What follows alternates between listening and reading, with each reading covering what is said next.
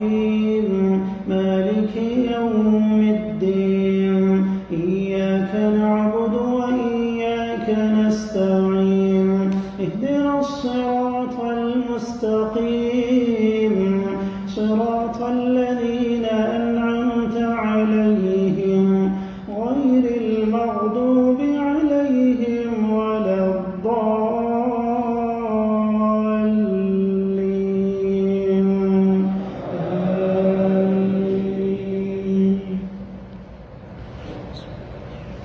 القارعة ما القارعة وما